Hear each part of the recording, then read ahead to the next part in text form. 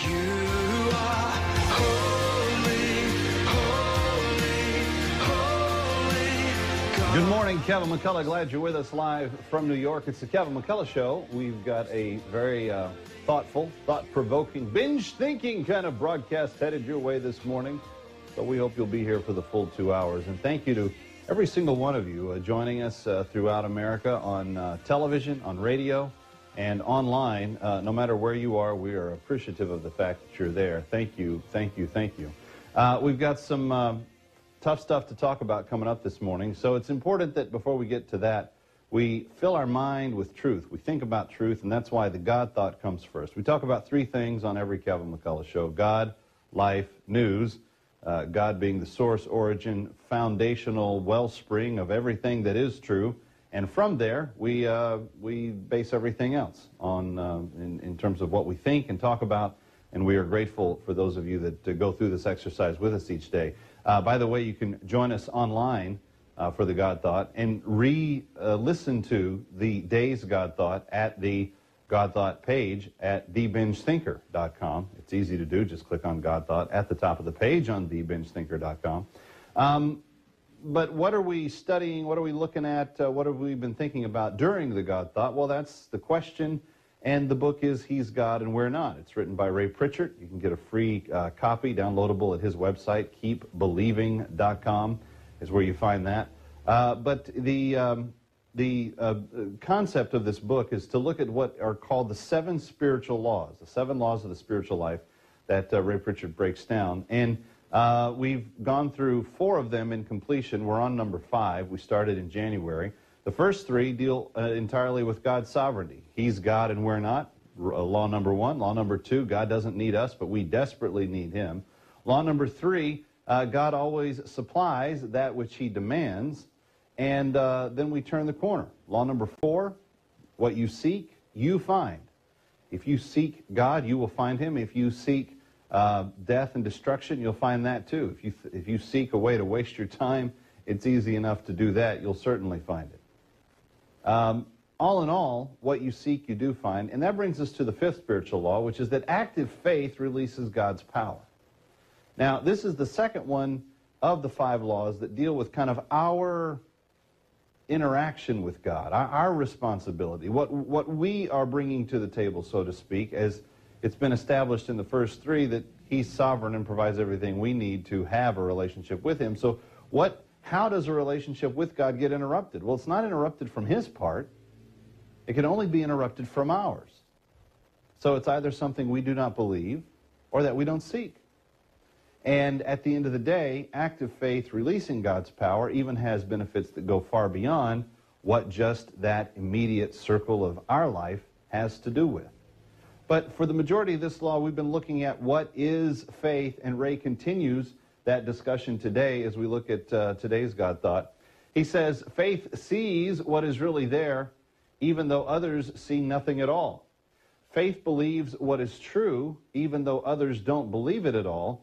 By faith, we see reality, which means we see beyond all the world around us. Let me touch that one more time.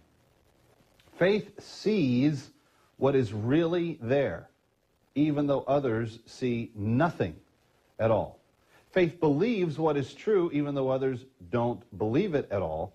And by faith, we see reality, which means we see beyond all the world around us. At the end of the day, what we're talking about when it comes to faith is a very simple concept. It is putting our absolute confidence in something we do not see. That may seem like a very huge leap of trust, belief, suspension of logic. There's all these things that atheists and those who don't believe in a God will always bring up and say, well, you can't prove God's existence. To some degree, that's true. It is impossible to prove what we cannot see. But on some ends, it's not true, because there is evidence of what is not seen by the mere fact that those who believe in God have that faith to begin with. It is in and of itself an evidence of something that is not readily visible to the naked eye. And that's what Ray is expounding on in this thought. He's saying, look, really, what faith is that you see things that others don't see. They may not see anything. They may see a blank, empty space where you see God's complete work, at work, in your life, on an issue that you've desperately been seeking His input on. When you do see those things happen, when you see those very clear confirmations of God answering a prayer or moving in a certain direction or doing something to impact and inspire or in some other way, inject Himself into your life, there is an evidence there that your soul knows, that your conscience knows, that you know in essence that sometimes is hard for others to understand. The interesting thing about active faith, and this is what this whole chapter is about, is that when it is inactive, when it is engaged, when faith in God is so strong, the confidence is so unrelentingly trustful of Him, then there becomes this kind of element to your life that is hard for others to fully comprehend or even put their finger on, and yet they know that it's there. You suddenly become the person that they come and seek advice from, or they ask you to pray for. Even if they're not people of prayer, they may ask you to pray for them. I've had this happen. I've had situations in which someone who was adamantly opposed to God said, Kevin, I'm going through a really, really rough spot, and I need you to pray for me. We prayed together right there. But that wasn't exactly entirely what that person was wanting. They were wanting my prayers to continue on for a period of time to come. There are times when we see this, there are times that are sometimes more obvious and evident than others. We know what our faith means to us when we go through difficulty.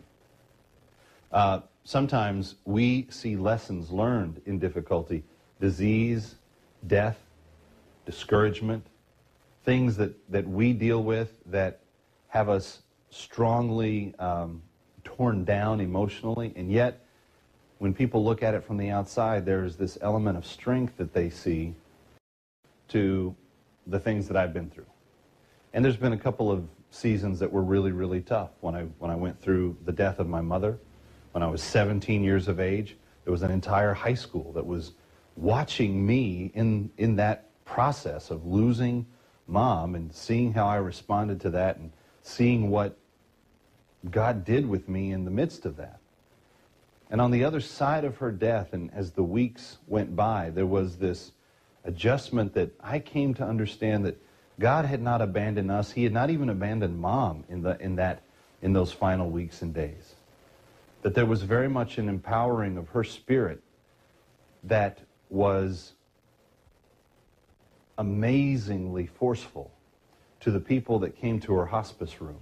I don't know if you can relate to having been so sick that your pelvis is eaten in half by cancer and your body is literally riddled with tumors, and you're existing, but you're not really living in any way whatsoever. But when you look into the face of someone who's doing that, and the words that they are barely able to mutter are that this is the day that the Lord has made, and I will rejoice and be glad in it. That's faith that sees something when others see nothing at all. Same thing I could say happened during the period of time when I was walking through the end and destruction of my first marriage. It was incredibly difficult, and yet God sent confirmation after confirmation after confirmation that not only was He not abandoning me in that process, but that there was important truth that I was learning in the midst of all of it. And if there's one thing that you can take away from this today, it is what? To put more faith into the living God. To put more trust into the God who made you, who created everything around you, who knows your heart better than you know yourself and knows your needs better than you know yourself. Friends, in that reality, put faith in God. Trust Him. That will make a world of difference to what you were able to see. And by faith, we see reality, which means we see beyond what the world around us sees. That's today's God Thought. I hope it encourages you. I hope that you're encouraging others to check out the God Thought here on the Calvin McCullough Show. Each weekday, it's at debingethinker.com. Just click on God Thought at the top of the page and join the discussion. A couple of thousand people every day interacting with this material and talking about it one to another, recommending it to friends. We hope you'll do the same. Calvin McCullough, really glad to have you with us. We've got an interesting broadcast for you today. In the practical dilemma, should parents always tell the truth? And if they do, should they sometimes be punished for it? Huh? Yeah, that's what I said. That's what we're going to ask next when we continue on the Calvin McCullough Show this morning. Thank you for being here. Very glad to have you a part. And don't forget, huge announcement coming up August 31st. We need you to be here on that day. Stay with us.